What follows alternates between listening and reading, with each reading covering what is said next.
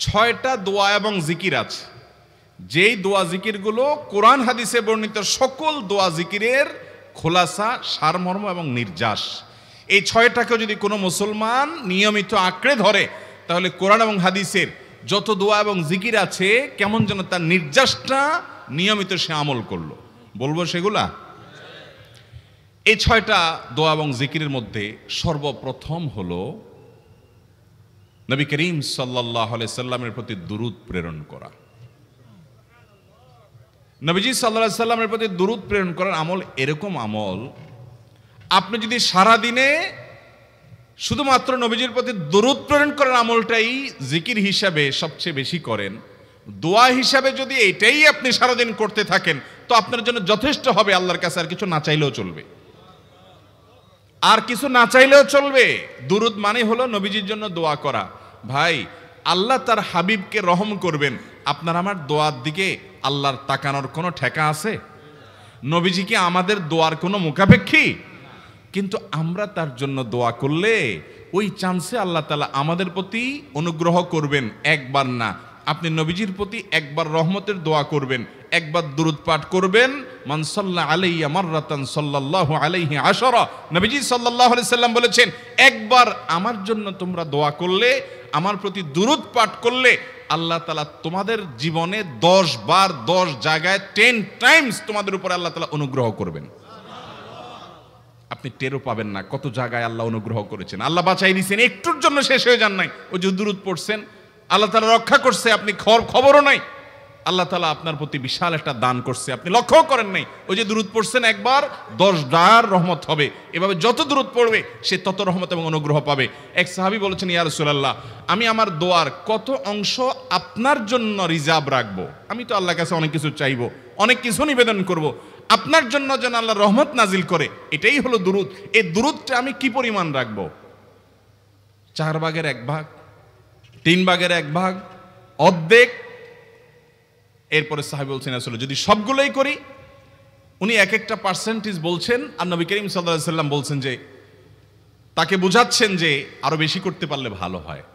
তো সাহাবী বাড়াইতে বাড়াইতে শেষ পর্যন্ত বলেন যে, আমার দোয়া যদি সবগুলো আপনার জন্য করি, আমি যদি আর কোনো দোয়া না করি, শুধু আপনার জন্যই দোয়া করি, নবী করিম সাল্লাল্লাহু আলাইহি সাল্লাম তাকে সুসংবাদ দিলেন যে তাহলে তোমার আর কোনো সমস্যা থাকবে না, সব সমস্যা দূর হয়ে যাবে, তোমার কোনো পেরেশানি থাকবে না।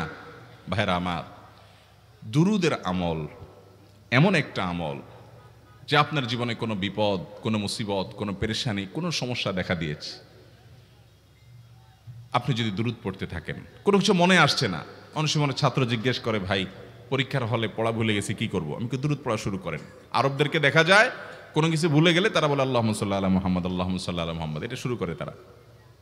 কারণ নবী করিম সাল্লাল্লাহু আলাইহি সাল্লাম এর হাদিস থেকে স্পষ্টভাবে, একটি নয় বহু হাদিস থেকে প্রমাণিত, যে ব্যক্তি দুরূদটা নিয়মিত পাঠ করবে, সালাত আলা নবীটাকে যে ব্যক্তি আঁকড়ে ধরবে, সব সময় তার মুখ থেকে সালাত সালাত সালাম চলতে থাকে, এই ব্যক্তির সকল গুনাহ আল্লাহ মাফ করে দিবেন, সকল পেরেশানি আল্লাহ তাআলা মুক্ত করে দিবেন। ভাইরা আমার, দুরূদের আমলটা এত গুরুত্বপূর্ণ আমল, এটা আমরা করি এখন। অনেকে আছেন যে আনুষ্ঠানিকতা যখন থাকে দুরূদের, মিলাদের, তখন একটু সালাত আলা নবী যেভাবে করেন, আর বাকি অনেকে আছেন যেগুলো করারও কোনো খোঁজ খবর নাই। দুরূদ বেশি বেশি করে পাঠ করবো তো ইনশাআল্লাহ। সবচেয়ে শ্রেষ্ঠ দুরূদ, সবচেয়ে উত্তম দুরূদ হলো দুরূদ ইব্রাহিম, যেটা নামাজে পড়েন। আর সবচেয়ে সংক্ষিপ্ত দুরূদ হলো সাল্লাল্লাহু আলাইহি ওয়াসাল্লাম। এছাড়া নবীজির প্রতি দোয়ামূলক যে কোনো দুরূদই আল্লাহর কাছে গ্রহণযোগ্য হতে পারে, যদি দুরূদের অর্থের মধ্যে, কথা বলার মধ্যে খারাপ কিছু না থাকে। দুরূদের নামে অনেকগুলো দুরূদ প্রচলিত আছে বিভিন্ন বই পুস্তকে, অমুক দুরূদ পড়লে অমুক এত নেকি হয়, বা অমুক দুরূদ পড়লে এতবার পড়লে ওই বিপদ দূর হয়। এগুলো কোনো হাদিস নির্দেশিত না, এগুলো হয়তো কারো তাজরিবা, অভিজ্ঞতা নির্ভর। কিন্তু হাদিস নির্দেশিত দুরূদ হলো দুরূদ ইব্রাহিম, আর সবচেয়ে সংক্ষিপ্ত দুরূদ হলো সাল্লাল্লাহু আলাইহি সাল্লাম। অর্থের ভিতরে যদি খারাপ কিছু, শিরকের কিছু না থাকে, নবীকে আবার আল্লাহর পর্যায়ে পৌঁছানোর মতো গোমরাহি যদি না থাকে দুরূদের অর্থের মধ্যে, তাহলে যে কোনো দুরূদই আপনি আল্লাহর কাছে পেশ করতে পারেন। তাহলে 6টা দোয়া হলো কোরআন হাদিসের শত শত সহস্র দোয়ার নির্যাস এবং খোলাসা। তার 1 নম্বর হলো দুরূদের আমল। করবো না বেশি বেশি ইনশাআল্লাহ? আমার জীবনে বহুবার এমন হয়েছে, বহুবার এমন এমন বিপদ যে দেয়ালে পিঠ ঠেকে গেছে, এখান থেকে উদ্ধারের কোনো পথ আর চোখের সামনে দেখা যাচ্ছে না। আমি এই আমলটি, এর পাশাপাশি ইস্তেগফারের আমল যেটা দ্বিতীয় নম্বরে বলবো আমি, এই দুটি আমল কন্টিনিউয়াসলি করে গেছে, হরদম প্রতি নিঃশ্বাসে নিঃশ্বাসে, বাস টয়লেটের টাইম বাদে বাকি ফুল টাইম এটা দুরূদ এবং ইস্তেগফার অব্যাহত রাখছি। আল্লাহ তাআলা এমন ভাবে অলৌকিকভাবে উদ্ধার করেছেন যে আমার কল্পনায়ও আসে না যে এখান থেকে এভাবে হেল্প হতে পারে। ভাইরা আমার অভিজ্ঞতার 2 পয়সার কোনো মূল্য নাই। আমার অভিজ্ঞতা কি আসলো না আসলো এটাতে কিছু আসা যায় নাই। রহমতুল্লিল আলামিন আল্লাহর রাসূল, আল্লাহর নবী ওয়াদা করেছেন যে আপনার পেরেশানি দূর হবেই হবে ইনশাআল্লাহ। অতএব দুরূদের আমল বেশি বেশি করব না ইনশাআল্লাহ। নাম্বার 2, ইস্তেগফার। ইস্তেগফার এটাও বেশি বেশি করতে হবে, দুরূদও বেশি বেশি করতে হবে। দুরূদের ব্যাপারে নবী করিম সাল্লাল্লাহু আলাইহি সাল্লাম এক হাদিসে বলেছেন, আকসিরু আলাইয়া মিনাস সালাতি মিন ইয়াউমিল জুমআতি ওয়া লাইলাতিল জুমআহ। জুমার রাতে আর জুমার দিনে, অর্থাৎ বৃহস্পতিবার দিবাগত রাত আর জুমার দিন শুক্রবার, এই সময়গুলোতে তোমরা আমার প্রতি বেশি বেশি দুরূদ পাঠ করো। এই যে নবীজি বলছেন বেশি বেশি পাঠ করো, তাহলে দুরূদটা বেশি বেশি পাঠ করতে হবে। ঠিক একইভাবে 2 নম্বর যেটা, দ্বিতীয় আমল যেটা ইস্তেগফার, এটাও বেশি বেশি করতে হবে। কারণ ইস্তেগফার সম্পর্কে কোন কোন হাদিসের ভাষ্যের মধ্যে মান লাজিমাল ইস্তেগফার ভাষ্য এসেছে, অর্থাৎ যে ব্যক্তি ইস্তেগফারকে আঁকড়ে ধরবে, এটাকে কন্টিনিউয়াসলি করবে, ইস্তেগফার কখনো ছাড়বে না, সবসময় তার মধ্যে ইস্তেগফার অব্যাহত থাকবে, ওই ব্যক্তিকে আল্লাহ রাব্বুল আলামিন বিভিন্ন পেরেশানি থেকে সারপ্রাইজড হওয়ার মতো এমন এমন পথ বের করে দিবে যে সে চিন্তাও করে নাই। তার পেরেশানি থেকে মুক্তির পথ আল্লাহ তাআলা দেখায় দিবেন। ইস্তেগফার কিভাবে করবেন ভাই? ইস্তেগফার এমন একটা আমল, এটা ছাড়া তো আমাদের উপায় নাই ভাই। ইস্তেগফার আমাদের দুনিয়ার পেরেশানি দূর করবে, আখিরাতের পেরেশানি দূর করবে। দুনিয়ার পেরেশানি আমাদের বিপদ আপদ মুসিবত, এগুলো রিজিকের অনটন অভাব এগুলা, আর আখিরাতের পেরেশানি হলো আমাদের পাপ গুনাহ এগুলা। কোরআনে কারিমে আল্লাহ রাব্বুল আলামিন সূরা নূহের মধ্যে আল্লাহ নবী নূহ আলাইহিস সালাম তার সম্পর্কে বলছেন, ফাকুলতুস্তাগফিরু রাব্বাকুম ইন্নাহু কানা গাফফারা ইউরসিলিস সামাআ আলাইকুম মিদরারা ওয়া ইউমদিদুকুম বিআমওয়ালিন ওয়া বানিন ওয়া ইয়াজআল লাকুম জান্নাতিন ওয়া ইয়াজআল লাকুম আনহারা। তিনি বলেন, আমি বলেছি আমার জাতিকে তোমরা ইস্তেগফার কাছে ইস্তেগফারটা করতে থাকো।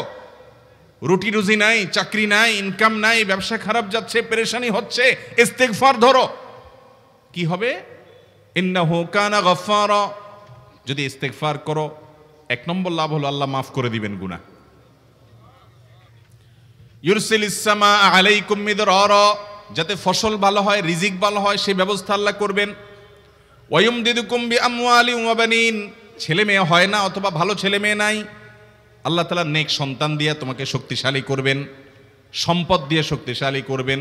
ওয়া ইয়াজআল লাকুম জান্নাতি ওয়া ইয়াজআল লাকুম আনহারা, আল্লাহ তাআলা প্রসবন দিবেন, ফসল দিবেন, বরকত দিবেন রুজিতে। কিসের মাধ্যমে? ইস্তেগফার। কিসের মাধ্যমে ভাই? ইস্তেগফার। আহা, ইস্তেগফারের আমল আমাদের দেশে মানুষ আমরা জানি না ভাই। এটাও আরবদেরকে আমি দেখেছি সারাক্ষণ তারা অবসর সময়গুলোতে ইস্তেগফার করতে থাকে, আস্তাগফিরুল্লাহ ওয়া আতুবু ইলাইহি, আস্তাগফিরুল্লাহ আস্তাগফিরুল্লাহ। মানে কি? আল্লাহর কাছে আমি ক্ষমা প্রার্থনা করি, আল্লাহর কাছে আমি মাপ চাই, আল্লাহর কাছে আমি তওবা করি, আল্লাহর দিকে আমি ধাবিত হই, আল্লাহর কাছে আমি ফিরে যাই, আস্তাগফিরুল্লাহ আস্তাগফিরুল্লাহ। আপনি বসে আছেন নিরিবিলি, ভাইরা আমার, এখন আর নিরিবিলি বলতে কোনো সময় নাই, এখন আর ফ্রি টাইম নাই, এখন আর আমাদের অবসর টাইম নাই। আস্তাগফিরুল্লাহ কখন বলবো? মোবাইল টিপতে টিপতে টিপতে টিপতে, ফেসবুকের নোটিফিকেশন দেখতে দেখতে দেখতে, লাইক কমেন্ট গুনতে গুনতে আমাদের এখন কোনো ফুরসত নাই। বাহিরে তো নাই, টয়লেটে গেলেও তখন আমাদের ব্যস্ততা মোবাইল নিয়ে, ফেসবুক নিয়ে, ঘুমাইতে গেলেও আমাদের ব্যস্ততা। ও ভাই আমার, অথচ আমার হায়াত শেষ হয়ে যাচ্ছে, আমল নামার শূন্য খালি, ফেসবুক টিপাটিপিতে পরিপূর্ণ। আল্লাহর কাছে কি নিয়ে যাবেন? ইস্তেগফার করবেন তো ইনশাআল্লাহ?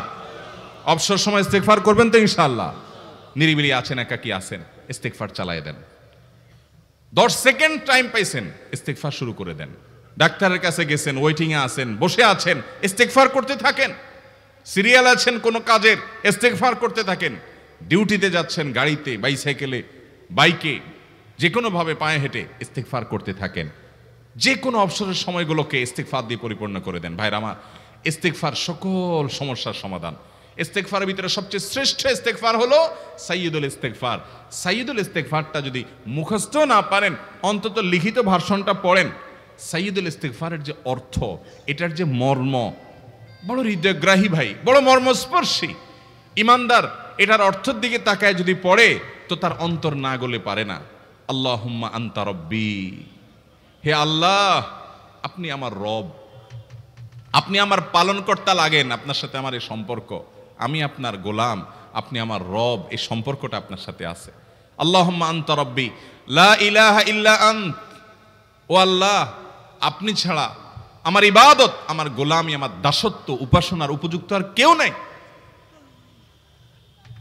আল্লাহুম্মা আনতা রব্বি লা ইলাহা ইল্লা আন্ত খালাকতানি, আপনি আমাকে সৃষ্টি করেছেন। ওয়া আনা আবদুক, আল্লাহ আমি আপনার গোলাম। দেখেন কিভাবে আল্লাহর সাথে সম্পর্কটার কথা বলা হচ্ছে মুহাব্বতের সাথে। খালাকতানি ওয়া আনা আবদুক, আল্লাহ আপনি আমাকে সৃষ্টি করেছেন আর আমি আপনার গোলাম। ওয়া আনা আলা আহদিকা ওয়া ওয়া'দিকা মাস্তাতা'তু, আল্লাহ আপনার সাথে যে অঙ্গীকার করেছিলাম, আলাস্তু বিরব্বিকুম, আপনি জিজ্ঞেস করেছেন। আলমে আরওয়াহাতে আমরা বলেছি বালা, হ্যাঁ আপনি আমার রব। আপনাকে রব হিসাবে স্বীকৃতি দিয়ে আপনার গোলামি করার যে অঙ্গীকার আমরা করেছি, কালিমাতুশ শাহাদা যে আমরা পাঠ করেছি, এই যে আপনার সাথে কৃত অঙ্গীকার, রব হিসাবে স্বীকৃতি দেওয়ার পর, গোলাম হিসাবে মেনে নেওয়ার পর, আমি আপনার যে গোলামি করার কথা ছিল, ওয়া আনা আলা আহদিকা ওয়া ওয়া'দিকা মাস্তাতা'তু, যতটুকু পারছি আমি সে ওয়াদার উপরে থাকার চেষ্টা করছি আল্লাহ। ওয়া আনা আলা আহদিকা ওয়া ওয়া'দিকা মাস্তাতা'ত আবুউ লাকা বিনি'মাতিকা আলাই, আল্লাহ আমি স্বীকার করি আপনি আমার প্রতি অনেক নিয়ামত দিয়েছেন, অনেক নিয়ামত দিয়েছেন, এটা আমি স্বীকার করি। ওয়া আবুউ লাকা বিযামবি, আর আমি এও স্বীকার করি যে আল্লাহ অনেক অপরাধ, অনেক পাপ আমার দ্বারা হয়ে গেছে। ফাগফিরলি, অতএব আপনি আমাকে মাফ করে দেন। ফাইন্নাহু লা ইয়াগফিরুয যুনুবা ইল্লা আনতা, কারণ আপনি ছাড়া আর কেউ গুনাহ ক্ষমা করতে পারবে। ভাইরা আমার, অর্থের দিকে লক্ষ্য করে করে, মর্মটা বুঝে বুঝে একটু সাইয়্যিদুল ইস্তিগফার পড়েন। লেখা দেখে দেখে পড়েন, ইউটিউব থেকে দেখে দেখে পড়েন, কিন্তু পড়েন। আল্লাহুম্মা আনতা রাব্বি লা ইলাহা ইল্লা আন্ত খালাকতানি ওয়া আনা আবদুক ওয়া আনা আলা আহদিকা ওয়া ওয়া'দিকা মাস্তাতা'তু আউযু বিকা মিন শাররি আবুউ লাকা বিনি'মাতিকা আলাইয়া ওয়া আবুউ লাকা বিযামবি ফাগফিরলি ফাইন্নাহু লা ইয়াগফিরুয যুনুবা ইল্লা আনতা। এটা হলো বড় ইস্তিগফার। এত বড় ইস্তিগফার পড়তে পারেন না, কোনো পেরেশানি নাই, কোনো অসুবিধা নাই। সবচেয়ে ছোট ইস্তিগফার হলো আস্তাগফিরুল্লাহ আস্তাগফিরুল্লাহ আস্তাগফিরুল্লাহ। আল্লাহ আপনার কাছে ক্ষমা চাই, কত ভুল হয়ে যায়, কত অন্যায় হয়ে যায়। ভাইরা আমার, এটা হলো রিমুভার। ভুল করে কিছু লিখছেন, রিমুভ করে ফেলছেন, শেষ হয়ে গেছে। আপনি ঘন ঘন ইস্তিগফার পড়তে থাকেন, অগণিত ভুল হয়, অগণিত ত্রুটি হয়, বারবার ইস্তিগফার এগুলোকে সবগুলোকে শেষ করে দেয়। ভাইরা আমার, নিরাপত্তা এনে দেয়। আল্লাহ কোরআনে কারিমে বলেছেন যে আপনার রব আপনার কওমের প্রতি আযাব নাজিল করবেন না যদি আপনি থাকেন, আর যদি তারা ইস্তিগফারে রত রাখে তাহলে গণ আযাব আল্লাহর পক্ষ থেকে আসবে। অতএব ভাইরা আমার, ইস্তিগফার বেশি বেশি করতে হবে। 6টা আমল, 6টা জিকির, দোয়া হলো শত শত হাজার দোয়া এবং জিকিরের সান্নিধ্যাসের। দ্বিতীয়টা হলো ইস্তিগফার। চেষ্টা করবো না ইনশাআল্লাহ ইস্তিগফার করার, চলতে ফিরতে আস্তাগফিরুল্লাহ ওয়া আতুবু ইলাইহি, অথবা শুধু আস্তাগফিরুল্লাহ। আরেকটা ইস্তিগফার হাদিসে বর্ণিত, আস্তাগফিরুল্লাহাল্লাযী লা ইলাহা ইল্লা হুয়াল হাইয়ুল কাইয়্যুম ওয়া আতুবু ইলাইহি ওয়া লা হাওলা ওয়া লা কুওয়াতা ইল্লা বিল্লাহ। এটাও ইস্তিগফার। তাহলে একটা বড় ইস্তিগফার, একটা মিডিয়াম, একটা ছোট, যার যেটা সুবিধা হয় এটা পড়েন। বড়টা হলো সাইয়্যিদুল ইস্তিগফার, সবচেয়ে শ্রেষ্ঠ ইস্তিগফার যেটা হাদিসে বর্ণিত হয়েছে। সাইয়্যিদুল ইস্তিগফার নবীজি সকাল সন্ধ্যা পাঠ করতেন, বিভিন্ন সময় পাঠ করতেন, রাতে পাঠ করার কথা বলতেন। সাইয়্যিদুল ইস্তিগফার পাঠ করলে আল্লাহ রাব্বুল আলামিন ওই দিনে, ওই রাতে, ওই ব্যক্তি মারা গেলে তার সব গুনাহ খাতা মাফ করে তাকে জান্নাত দিবেন ইনশাআল্লাহ। অতএব ভাইরা আমার, সাইয়্যিদুল ইস্তিগফার সবচেয়ে বড়, আস্তাগফিরুল্লাহাল্লাযী লা ইলাহা ইল্লা হুয়াল হাইয়ুল কাইয়্যুম ওয়া আতুবু ইলাইহি ওয়া লা হাওলা ওয়া লা কুওয়াতা ইল্লা বিল্লাহ। এটা হলো মাঝারি ধরনের। আর সবচেয়ে ছোট ইস্তিগফার হলো আস্তাগফিরুল্লাহ ওয়া আতুবু ইলাইহি। তাহলে 6 আমলের কয়টা গেল? 2টা। প্রথমটা হলো দুরুদ আর দ্বিতীয়টা হলো ইস্তিগফার। নাম্বার 3, এটা আমাদের বেশিরভাগ মানুষ জীবনে হয়তো শুনেনও নাই, অনেকে হয়তো শুনছেন, আমল করা হয় না। খুব সীমিত সংখ্যক আল্লাহর বান্দার আমলের তৌফিক হয়। সেটা হলো ইয়া যাল জালালি ওয়াল ইকরাম। এটা একটা জিকির, আল্লাহ তাআলাকে ডাকা, আহ্বান করা, এটাই জিকির। ইয়া যাল জালালি ওয়াল ইকরাম। নবী করিম সাল্লাল্লাহু আলাইহি সাল্লাম বলেছেন আলিজু বিয়া যাল জালালি ওয়াল ইকরাম। তোমরা ইয়া যাল জালালি ওয়াল ইকরাম এটাকে আঁকড়ে ধরো, এটাকে নিয়মিত করো, বেশি বেশি করে বলতে থাকো এটাকে সব সময় এটাকে মুদাওয়ামাতের সাথে কন্টিনিউয়াসলি এটা বলতে থাকো, ইয়া যাল জালালি ওয়াল ইকরাম। অনেক উলামায়ে কেরাম, মুহাদ্দিসিনে কেরাম ইয়া যাল জালালি ওয়াল ইকরাম কেন নবীজি এত বেশি বলতে বলেছেন, এটার মাধ্যমে আমাদের লাভটা কি, এর ব্যাখ্যা করতে গিয়ে বলেছেন ইয়া যাল জালাল মানে হলো হে মহান মহান বড়ত্বের অধিকারী, হে জালালের অধিকারী, হে জালাল, ওয়াল ইকরাম হে দানশীল। তাহলে প্রথম বাক্যে আল্লাহর বড়ত্বের কথা স্বীকৃতি দিয়ে প্রশংসা করা হয়, আর দ্বিতীয় বাক্যে হে দানশীল বলে আল্লাহ তাআলার কাছ থেকে চাওয়া হয় যে আপনি যেহেতু দানশীল এবং আপনি যদি মহান, অতএব আপনি আমাকে দান করেন। এটা ডাকলেই, আল্লাহকে এই বলে ডাকলেই চাওয়া হয়ে যায়। এই জন্য বেশি বেশি করে ইয়া যাল জালালি ওয়াল ইকরাম পড়তে হবে। অনেকে হয়তো নতুন শুনেছেন, আজকে থেকে শুরু করে দিবেন ইয়া যাল জালালি, সকাল বিকাল মনে থাকে না তো লিখে লিখে ওয়ালে টাঙ্গায় দেন, বাসা বাড়িতে এমন জায়গায় লিখে রাখেন তাকাইলে নজরে পড়ে, কারণ মোবাইলে আমাদেরকে সবকিছু ভুলায় দেয়, দুনিয়ার ব্যস্ততা সব ভুলায় দেয়। এই জন্য বেশি বেশি ইয়া যাল জালালি ওয়াল ইকরাম পড়বো। 3টা হয়ে গেল। নাম্বার 4 নম্বর যে দোয়া এবং জিকির করতে নবী করিম সাল্লাল্লাহু আলাইহি সাল্লাম সব সময় আমাদেরকে উৎসাহ দিয়েছেন, অনুপ্রেরণা দিয়েছেন। এবং ইবনে সাদি রাহিমাহুল্লাহ তিনি 6টা নির্যাস দোয়া এবং জিকির যে বলেছেন তার 4 নম্বর হলো লা হাওলা ওয়ালা কুওয়াতা ইল্লা বিল্লাহ। লা হাওলা ওয়ালা কুওয়াতা ইল্লা বিল্লাহ। লা হাওলা ওয়ালা কুওয়াতা ইল্লা বিল্লাহ এটা হলো সারেন্ডার করা, আল্লাহর কাছে সারেন্ডার করা, আত্মসমর্পণ করা। মানে আল্লাহ ছাড়া কোনো ভালো কাজ করার ক্ষমতা কারণ নাই, করার তৌফিক দেওয়ার ক্ষমতা কারণ নাই, আর পাপ থেকে বাঁচানোরও ক্ষমতা কারণ নাই। এই জন্য আমি কেমন যেন আল্লাহর কাছে সারেন্ডার করছেন, লা হাওলা ওয়ালা কুওয়াতা ইল্লা বিল্লাহ। কোনো অবস্থা, কোনো সামর্থ্য এগুলো কারোর কাছে নাই, শুধুমাত্র কার কাছে আছে? আল্লাহর কাছে আছে। এই অর্থ বুঝে আপনি লা হাওলা ওয়ালা কুওয়াতা ইল্লা বিল্লাহ বেশি বেশি পাঠ করবেন। নবী করিম সাল্লাল্লাহু আলাইহি সাল্লাম বলেছেন তোমাদেরকে কি আমি জান্নাতের একটা ভান্ডারের খবর দিব, যেটা জান্নাতের ভান্ডার, সওয়াব টওয়াব না, সাধারণ অল্প স্বল্প সওয়াব না, পুরো জান্নাতের ভান্ডারের সন্ধান দিয়ে দিব। সাহাবা ইকরাম তো চাইতেনই সেটা। নবীজি সাল্লাল্লাহু আলাইহি সাল্লাম তখন বলেছেন যে লা হাওলা ওয়ালা কুওয়াতা ইল্লা বিল্লাহ এটা হলো কানজুম মিন কুনুজিল জান্নাহ, জান্নাতের ভান্ডার সমূহের মধ্যে থেকে একটা বড় ভান্ডার হলো লা হাওলা ওয়ালা কুওয়াতা ইল্লা বিল্লাহ। অতএব এই আমলটাও বেশি বেশি করবেন। 4 নম্বর আমল হয়ে গেল। দুরুদের আমল 1, ইস্তিগফারের আমল 2, ইয়া যাল জালালি ওয়াল ইকরাম 3, লা হাওলা ওয়ালা কুওয়াতা ইল্লা বিল্লাহ। কয়টা হলো? 4। 5 নম্বর আমল হলো দোয়া ইউনুস। দোয়া ইউনুস জানা আছে তো? লা ইলাহা ইল্লা আনতা সুবহানাকা ইন্নী কুনতু মিনাজ জালিমিন। ভাইরা আমার, অর্থের দিকে তাকায়া মাঝে মধ্যে মোবাইল টোবাইল সব ফালায় রেখে একটু আল্লাহর সাথে কথা বলবেন, আল্লাহর সাথে একটু কানেক্টেড হওয়ার চেষ্টা করবেন, আল্লাহর সাথে একটু সংযুক্ত হওয়ার চেষ্টা করবেন। ডিসকানেক্টেড তো পুরো লাইফটা কাটাই দিলেন, একটু কানেক্টেড হওয়ার চেষ্টা করেন। প্রতিদিন কিছু সময় বসে একটু জিকির করেন, চলতে ফিরতে একটু আল্লাহকে সময় দেন। আপনি উপকৃত হবেন, আপনার কল্ব জিন্দা হবে, আমল নামা সওয়াবে পরিপূর্ণ হবে।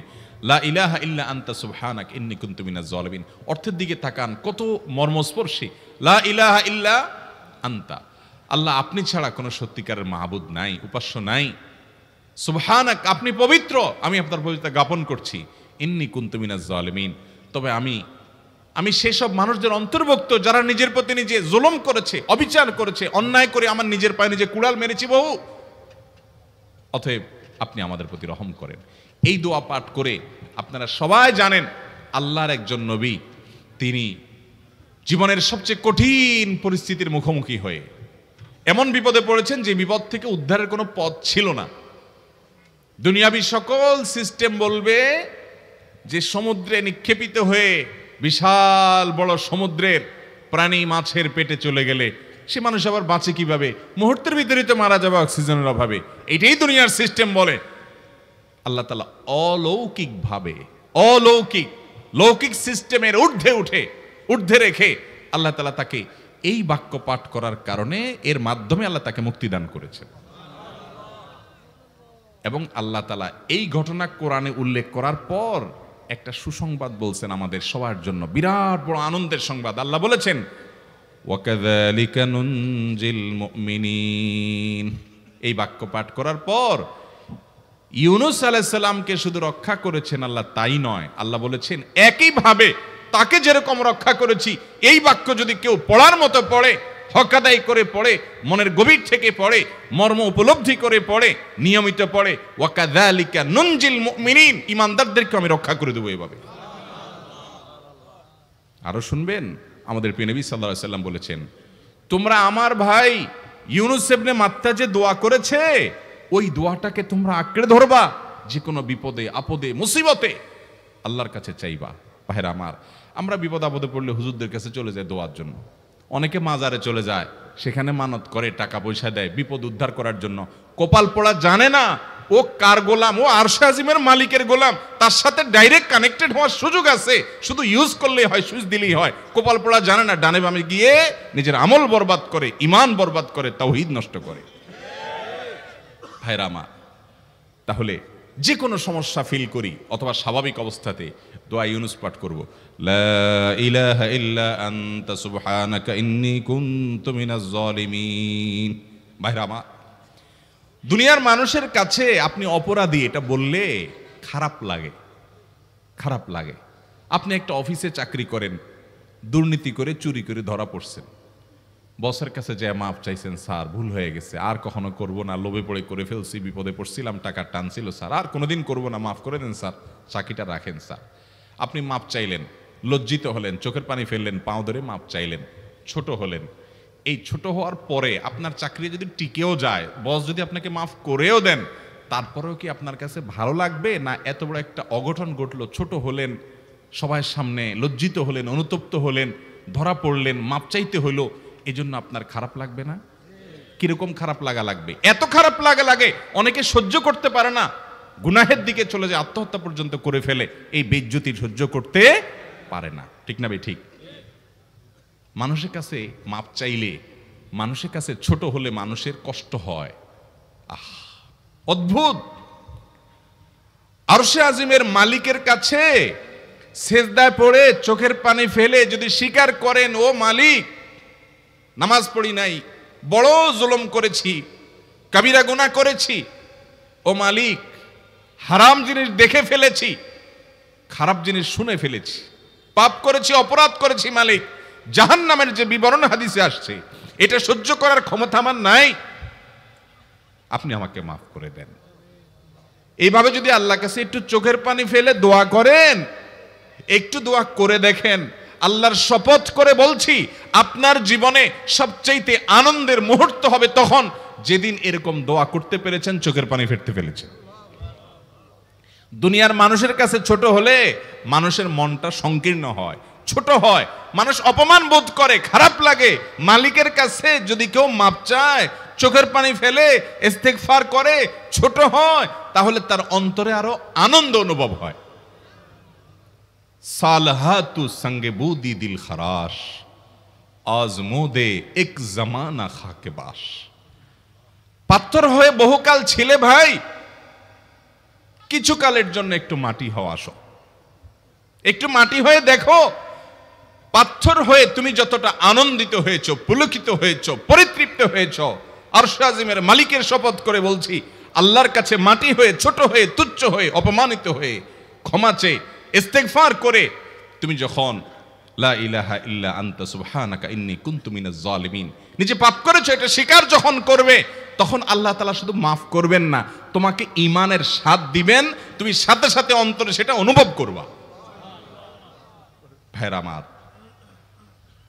আল্লাহর দিকে ধাবিত হব তো ইনশাআল্লাহ, গুনাহের, পাপের, অপরাধের পথ ছেড়ে আসবো তো ইনশাআল্লাহ। লা ইলাহা ইল্লা আনতা সুবহানাকা ইন্নী কুনতু মিনাজ জালিমিন। কোরআন হাদিসের নির্যাসের 5 নম্বর আমল দোয়া ইউনুস। নবীজি সাল্লাল্লাহু আলাইহি সাল্লাম বলেছেন, আমার ভাই ইউনুস আলাইহিস সালাম তিনি আল্লাহর কাছে এটা পড়ে যেরকম বিপদ থেকে রক্ষা পেয়ে গেছেন, তোমরা আমার ভাই ইউনুস আলাইহিস সালামের দোয়াটা বেশি বেশি পড়বা, ওইটাকে তোমরা আঁকড়ে ধরবা, তোমাদেরকে আল্লাহ তাআলা উদ্ধার করবেন। আল্লাহ কোরআনে ওয়াদা করেছেন, ওয়া কাযালিকা নুনজিল মুমিনিন, এভাবে আমি ঈমানদারদেরকে রক্ষা করব।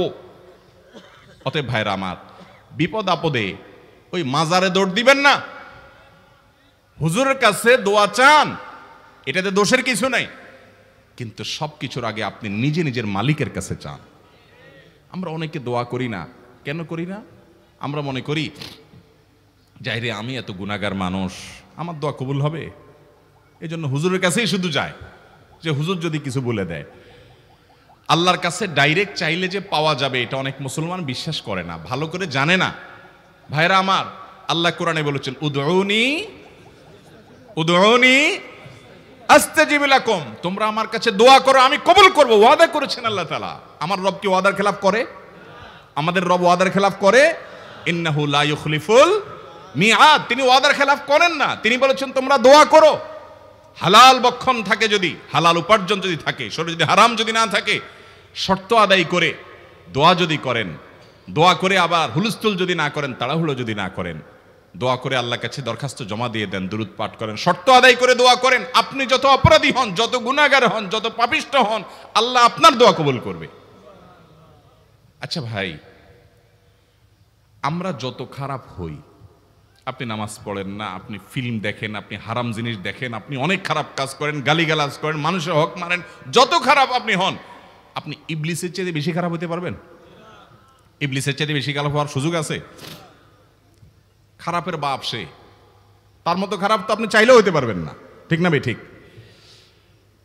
আচ্ছা, এই ইবলিস আল্লাহর কাছে দোয়া করছে কখন? এমন সময় যখন আল্লাহ তাকে নির্দেশ করছে সেজদা করো, আদমের সম্মানে। সেই নির্দেশ সে লঙ্ঘন করেছে, ডাইরেক্ট আল্লাহর সামনে সরাসরি লঙ্ঘন, সরাসরি বিদ্রোহ। আপনার সামনে আপনার ছেলে, আপনার কর্মচারী, আপনার কাজের লোক ডাইরেক্ট যদি একটা জিনিস বলে পারবো না, কি পরিমাণ মেজাজ আপনার গরম হবে চিন্তা করেন। অথচ আপনিও মানুষ, সেও মানুষ, আর আল্লাহ হলেন সৃষ্টিকর্তা, এ হলো সৃষ্টি। সে যুক্তি দেখায়, খালাকতানি মিন নার ওয়া খালাকতাহু মিন তিন, আমারে আগুন থেকে তৈরি করছেন, তারে মাটি থেকে তৈরি করছেন, আমি কেন তারে সিজদা করব? তর্ক যুক্তি হাজির করে আল্লাহর নির্দেশকে আল্লাহর সামনে লঙ্ঘন করেছে। কত ডেঞ্জারাস সিচুয়েশন বুঝেন, কি পরিমাণ রাগ আল্লাহ রাব্বুল আলামিন হওয়ার কথা। তার তো গুণবাচক নাম শুধু রহমান রহিম না, তার গুণবাচক নাম আছে কি? কাহার, জব্বার। তো আল্লাহ রাব্বুল আলামিনের এই গুণবাচক নামও তো আছে। তিনি তো প্রচন্ড রকমের কাহারের অধিকারী। তো আল্লাহর সামনে ডাইরেক্ট তার আদেশকে লঙ্ঘন করেছে, হঠকারিতা দেখিয়েছে, অহংকার করেছে, দম্ভ দেখিয়েছে, এত বড় বেয়াদবি করেছে। ওই টাইমে আল্লাহ তাআলা তো রাগ হওয়ার কথা। ওই রাগের সময়, ওই কঠিন সময় ইবলিস যখন আল্লাহ তাকে বললেন, যাও ফখরুজ মিনহা ফাইন্নাকা রাজিম, জান্নাত থেকে বের হও, তুমি বিতাড়িত, আল্লাহ রাগ হয়ে তাকে জান্নাত থেকে বের করে দিলেন। ভাইরা আমার, এই রকম সময় পর্যন্ত ইবলিস দোয়া করে বসছে। কি দোয়া করছে? রব্বি আনজিরনি ইলা ইয়াউমি ইউবআসুন, আল্লাহ আমাকে সুযোগ দেন, কিয়ামত পর্যন্ত হায়াতটা দেন আমারে, দোয়া করে বসছে। কিন্তু আল্লাহ তাআলা কি করছেন? আল্লাহ বলছেন, তো বড় সাহস তোর, বেটা মাত্র সিজদা করতে বলছেন, করলি না, কমবখত, আবার দোয়া করস? আল্লাহ সেটা বলেন নাই। আল্লাহ কি করছেন? ইন্নাকা মিনাল মুনজারিন, যাও তোমাকে সুযোগ দেয়া হলো। সুবহানাল্লাহ। ইবলিস যদি আল্লাহর রাগ হওয়ার মতো সময়ে, ক্রোধ হওয়ার মতো সময়ে আল্লাহর সামনে আল্লাহর সরাসরি অবাধ্য হয়ে আল্লাহ তাকে বের করে দিচ্ছেন বিতাড়িত শয়তানকে, ওই টাইমে যদি দোয়া করার পর ইবলিসের দোয়া কবুল হয়, ও মুসলমান, আপনি আল্লাহর গোলাম হিসেবে নিজেকে স্বীকার করেন, আপনি যত পাপিষ্ঠ হন না কেন, আপনার দোয়া কেন কবুল হবে না? আল্লাহর কাছে দোয়া করবো না ইনশাআল্লাহ? ইবলিসই আমাদেরকে বুঝায়, ফুসলায়, তুই কোন মুখে দোয়া করবি আল্লাহর কাছে? তোর নামাজের ঠিক নাই, তোর ইবাদতের ঠিক নাই, এত আকাম কুকাম করস ফেসবুকে, ইউটিউবে, তোর মতো 2 নম্বর একটা মানুষ, কোন মুখে আল্লাহর কাছে দোয়া করবি? থাক, দোয়া করিস না, আমি কেমনে এই মুখ নিয়ে দোয়া করবি? এটা যখন আপনার মনের ভিতরে আসে, তখন বুঝবেন যে মিস্টার ইবলিস অ্যাক্টিভ হয়ে গেছে আপনার শরীরে। কথা কি বুঝাতে পারছি? আল্লাহর কাছে দোয়া করবেন তো ইনশাআল্লাহ। এই 6টা দোয়া জিকিরের 5 নম্বর দোয়া ইউনুস, অর্থ সহকারে বুঝে বুঝে আল্লাহর কাছে চাইবেন এবং দোয়া করবেন। 6 নম্বর হলো সুবহানাল্লাহ, আলহামদুলিল্লাহ, লা ইলাহা ইল্লাল্লাহ, আল্লাহু আকবার। এই বাক্যগুলো দেখবেন ঘুরে ফিরে নবী করিম সাল্লাল্লাহু আলাইহি ওয়াসাল্লাম সারাদিন পড়তেন। 5 ওয়াক্ত নামাজের পরে 33 বার দেখবেন। আবার দেখবেন সকাল সন্ধ্যায় সুবহানাল্লাহি ওয়া বিহামদি 100 বার, সুবহানাল্লাহি ওয়াল হামদুলিল্লাহি আল্লাহু আকবার 100 বার। আবার এগুলো মাঝে মধ্যে 10 বার, রাতের শোয়ার সময় 33, 34 বার। বিভিন্ন সময় দেখবেন ঘুরে ফিরে এই সুবহানাল্লাহ, আলহামদুলিল্লাহ, লা ইলাহা ইল্লাল্লাহ, আল্লাহু আকবার, এগুলো একটা মিজানের পাল্লাকে পরিপূর্ণ করে দেয়। কোনোটা আসমান এবং জমিনের মধ্যবর্তী জায়গায় সওয়াব দিয়ে পরিপূর্ণ করে দেয়। এত বেশি ফজিলতপূর্ণ জিকির। এই জন্য পুরো কোরআন হাদিসের দোয়া এবং জিকিরের নির্যাসের শেষ এবং 6 নম্বর হলো বেশি বেশি করে দিন রাত 24 ঘন্টা যখন সুযোগ পাবেন, যেখানে যেখানে হাদিসে যে সংখ্যা বলা আছে ওটাতে করবেনই, ওর বাইরেও বেশি বেশি করে সুবহানাল্লাহ, আলহামদুলিল্লাহ, ওয়া ইলাহা ইল্লাল্লাহ, আল্লাহু আকবার বেশি বেশি করবো না ইনশাআল্লাহ। আবারও বলছি, পুরো কোরআন হাদিসের দোয়া এবং জিকিরের নির্যাস 6টির একটি হলো, এটি ইবনে সাঈদী রাহিমাহুল্লাহর গবেষণা, তার গবেষণার আলোকে তিনি এটা পেশ করেছেন। এটি আবার কোন হাদিস থেকে নির্যাস বের করে দেওয়া হয়েছে সে নয়, এটা একজন মুফাসসিরের গবেষণা। তিনি বলেছেন কোরআন হাদিসে যত দোয়া বলা হয়েছে সবগুলার মর্ম কথা এর মধ্যে চলে আসে। তাছাড়া নবী সাল্লাল্লাহু আলাইহি সাল্লাম এবং কোরআনে এইগুলাকে বেশি বেশি করতে বলেছেন।